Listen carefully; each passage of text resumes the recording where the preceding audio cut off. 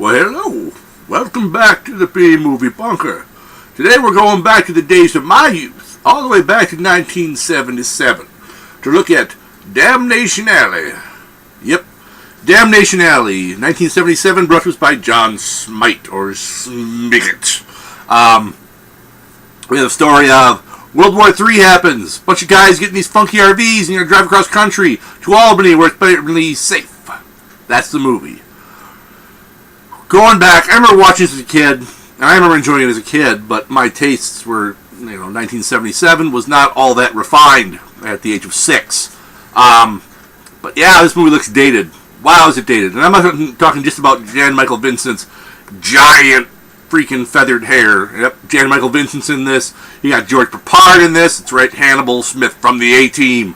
And Paul Winfield, because you have to have the token black guy in a 1977 sci-fi movie, and Jakie-Earl Haley when he was a kid, an actor, star type person.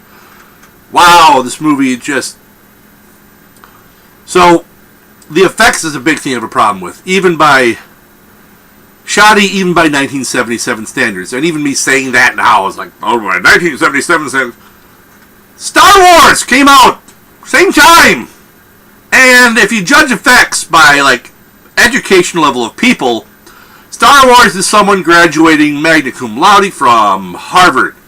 Damnation Alley is a chimpanzee that just learned how to fling his own poo.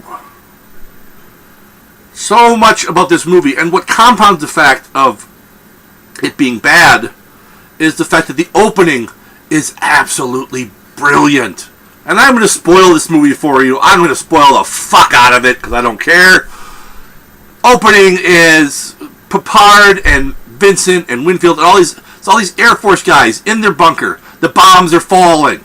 Cities are being vaporized. Millions are dying. The world as we know it is being destroyed. And the dead silence in that bunker, watching the blops on the screen as the cities are destroyed. It is chilling and marvelously perfect for this type of movie. And then they said, alright, we got this brand new mint cherry Mustang that's awesome. It's fully loaded. It's perfect. We're going to drive it off a cliff. Because that's what this does. It starts with this brilliant opening and then just says, fuck it. Fuck it! We're going to do some superimposed giant scorpions, and then we're going to do tornadoes and killer cockroaches, and have nothing make sense.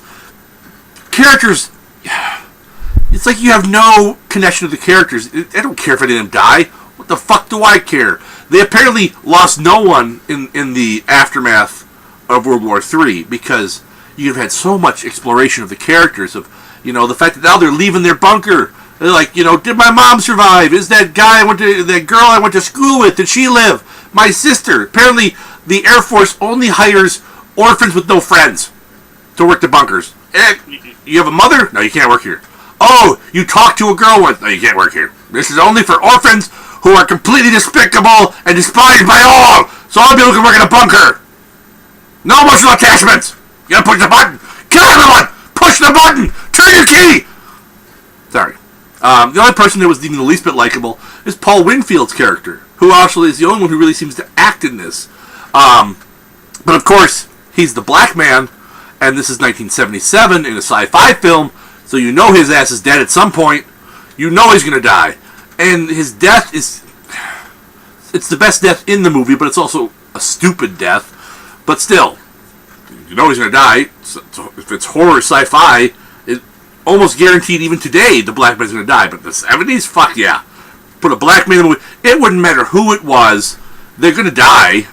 They have to die. It's the 1970s. We're not allowed to let a black person live to the end of a movie. And if we do, it's going to be Night of the Living Dead, where they're going to shoot him anyways. And you can tell me they didn't think that he was a zombie. Those are rednecks who were just killing a black man because, hey, we can get away with it. But I digress. So, a scale of 1 to 10 on this one, it's... Going back, some things you should leave in the past. Let sleeping damnation alleys lie. Because there are some things that aren't going to withstand the test of time. This one definitely does not. And yes, there are movies I look back upon fondly that are cheesy and corny, but they at least tried. Nothing in this movie seems like they tried. It's like they just they had this, someone wrote this brilliant opening scene and said, I got nothing beyond this. And then someone just said, you know, Jan Michael Vincent and George Paparchilo is a movie.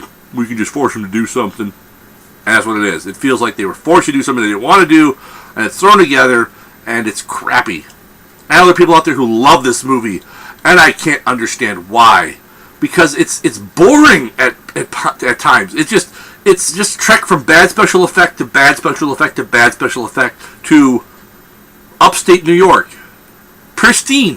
Unfucking touched by anything. Everywhere in the U.S. is a fucking wasteland with weird skies and tornadoes everywhere and floods out of fucking nowhere and killer cockroaches. Albany's still got picket fences and grass and people still wearing the 1970s. I just came from a Coke commercial clothes.